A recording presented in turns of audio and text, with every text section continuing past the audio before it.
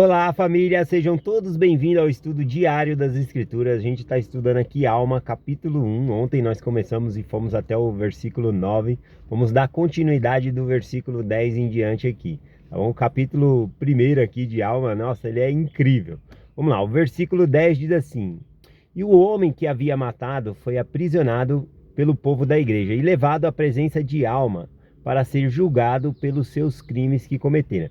Bom, lá no versículo 2 já começou falando, né, que havia um homem forte, admirável, grande, com incrível força, que foi levado à presença de Alma para ser julgado, justamente porque ele tinha matado o homem. Aí a gente vê do versículo 3 ao 9 a história, como aconteceu, né? Esse homem, ele vai, Neor, ele pratica iniquidade, ele começa a pregar o que ele chama de palavra de Deus, mas distorcendo a palavra de Deus, criando classes, distinção entre as pessoas, sendo que Deus ensina a unificar as pessoas, somos um.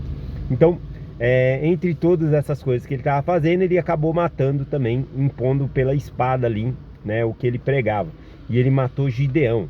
E agora ele foi levado então à presença de Alma para ser julgado de acordo com os seus crimes. Então vamos continuar aqui, ó, do versículo 11 em diante. E aconteceu que, estando diante de Alma, defendeu-se com muita ousadia. Mas Alma disse-lhe: Eis que essa é a primeira vez que artimanhas sacerdotais foram introduzidas no meio deste povo. Artimanhas sacerdotais é uma pessoa se estabelecer a si mesmo como salvação para as outras, ou o que ele estava fazendo, no sentido, ele queria se tornar popular. Ele falou que todos os mestres, sacerdotes, pregadores da palavra deveriam se tornar populares, quando na verdade a gente tem que fazer o reino de Deus crescer, mostrar o nosso Senhor e não mostrar a nós mesmos, tá bom? E a artimanha sacerdotal também é pregar a palavra para obter dinheiro, para enriquecer. Isso também é chamado de artimanha sacerdotal aqui. Ele continua: mas também por teres tratado de impô-la pela espada, ou seja, ele matou Gideão por conta disso também. E se tais artimanhas tivessem sido impostas a este povo, teriam acarretado em sua total destruição. Fizeste correr sangue de um homem justo, sim, um homem que muito bem fez entre este povo. E se te pouparmos, o sangue dele recairá sobre nós como vingança. Aqui a Alma está explicando, né, que ele está sendo imparcial, na verdade, ele está aplicando a lei. Não é que ele tem alguma coisa contra Neor, mas ele, como juiz supremo, ele tinha que julgar ali. E não seria justo se ele permanecesse vivo, tá bom? Por conta do crime que ele cometeu. Versículo 14. Portanto, está, portanto, condenado à morte. Então, se matou, morria, né? Era a pena de morte aqui, né? É igual a lei de Moisés, olho por olho, dente por dente. Aqui diz: de acordo com a lei que nos foi dada por Mosias, nosso último rei, a qual é conhecida pelo povo. Portanto, este povo deve respeitar a lei. Bom, aqui não dá nem para Neor se defender dizendo que foi legítima defesa, porque quem começou o ataque foi ele. E também, de acordo com o versículo 2, ele era alto, né? Ele era de uma grande estatura, forte, era muito mais novo. Gideão, ele era um idoso já, né? A gente vê que o rei Mosias já faleceu, Alma, né, o pai já havia falecido, e agora Gideão já era bem idoso, então não tinha, tanto que o versículo fala que ele não tinha como lhe resistir os golpes, por conta da idade dele.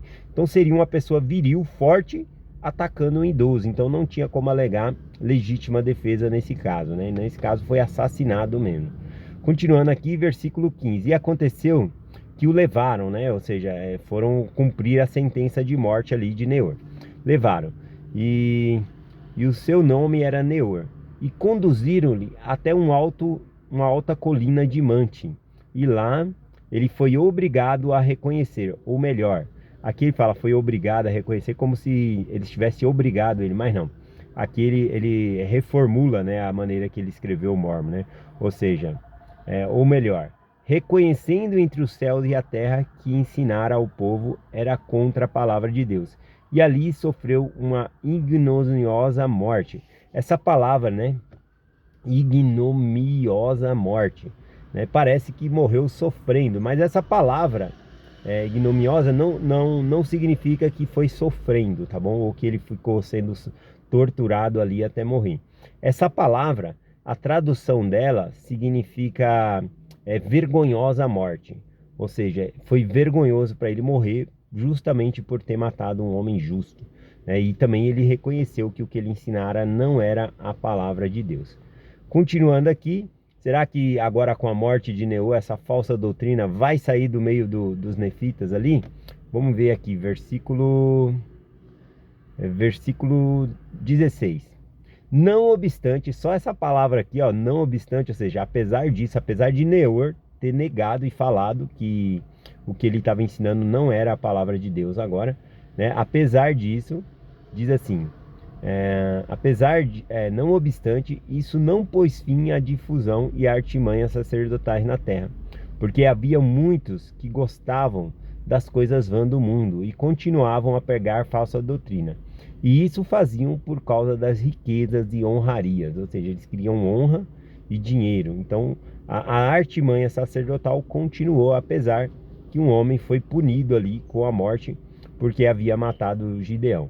Eles se valem da lei também, né? Aqui diz assim, ó: não, entretanto, não se atreviam a mentir, por temor à lei, pois os mentirosos eram punidos se descoberto. Consequentemente, alegavam pregar de acordo com a sua crença. E a lei não tinha poder contra homem algum por causa de sua crença. E não se atreviam a furtar, por medo da lei, pois seriam punidos. E nem se atreviam a roubar ou nem assassinar, pois aquele que assassinara seria punido com a morte. Mas aconteceu que todos os que pertenciam à igreja de Deus começaram a perseguir aqueles que pertenciam à igreja de Deus. Reformular, aqueles que não pertenciam à igreja de Deus começaram a perseguir os que pertenciam à igreja de Deus, que haviam tomado sobre si o nome de Cristo, sim, e eram perseguidos, afligidos com toda a sorte de palavra, isso por causa da sua humildade, porque não se exaltavam aos seus próprios olhos, porque partilhavam a palavra de Deus um com os outros, sem dinheiro e sem preço. Então eles não cobravam para pregar o evangelho como aqueles que estavam pregando falsa doutrina estavam fazendo, cobrando dinheiro e comprando vestimentas caras e assim por diante, tá bom? Então aqui a gente viu também que aqueles que estavam pregando essa falsa doutrina, eles não se atreviam a roubar, mentir, tá bom? Mas alegavam que estavam pregando de acordo com a crença deles ali. Então, a lei não tinha poder sobre um homem por conta da crença dela. Então, eles continuaram pregando. Mas o pior é que os que não pertenciam à igreja começaram a perseguir os membros da igreja. Qual que foi a reação do povo da igreja? Teve uns que aguentaram essas perseguições, mas teve outros que não, partiu para porrada. Veja só, versículo 21 em diante. Ora, isso havia entre o povo da igreja uma lei severa que proibia qualquer homem que pertencesse à igreja de perseguir aquele que não pertencesse à igreja, e proibia a perseguição entre eles mesmos. Não obstante, ou seja, apesar dessa proibição da igreja de perseguir os outros, havia muitos entre eles que começaram a tornar-se orgulhosos e contender calorosamente com seus adversários, chegando a bater-lhes e golpeavam uns aos outros com seus punhos, ou seja, dando porrada um no outro ali por conta de discussão, né? Discussão das escrituras ali, é um cúmulo isso. Ora, isso aconteceu no segundo ano do governo de Alma, causando à igreja muitas aflições. Sim, foi a causa de muitas tribulações na igreja, porque o coração de muitos se endureceu e seus nomes foram riscados, de modo que não mais foram lembrados entre o povo de Deus, e também muitos se afastaram do meio deles. Então teve muitas pessoas que desistiram da igreja, por quê? Porque estavam sofrendo essa perseguição e falou: eu não vou aguentar calado, eu não vou dar outra face não. E aí revidavam, saía no tapa, no murro ali, né? E esses que não queriam se arrepender, acabaram sendo retirados seus nomes da igreja, né? E alguns saíram por conta própria aqui. Ora, isso era uma grande provação para os que pertenciam e eram firmes na fé.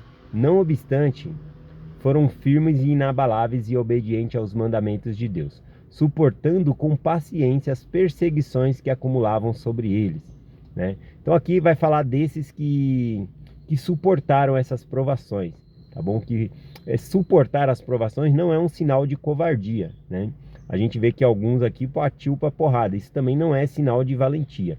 Aqui do versículo 26 mostra então a posição de um verdadeiro cristão, né? Diz aqui: e quando os sacerdotes deixaram seu trabalho para ensinar o povo a palavra de Deus, o povo também deixava o trabalho para ouvir a palavra de Deus. E quando o sacerdote terminava de ensinar-lhes a palavra de Deus, voltavam todos diligentemente para o trabalho. O sacerdote não se julgava superior aos ouvintes, porque o pregador não era melhor do que o ouvinte, nem o mestre melhor do que o discípulo.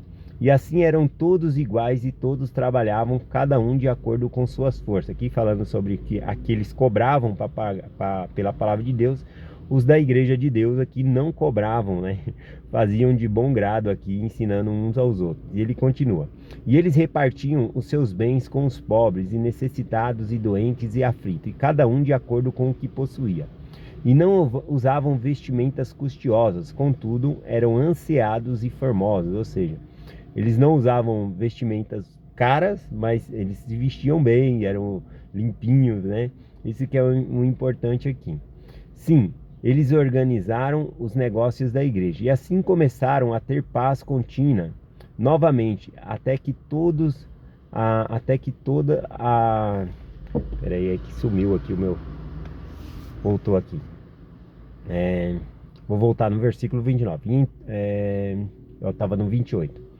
E assim eles organizaram os negócios da igreja, e assim começaram a ter paz contínua novamente, apesar de todas as perseguições.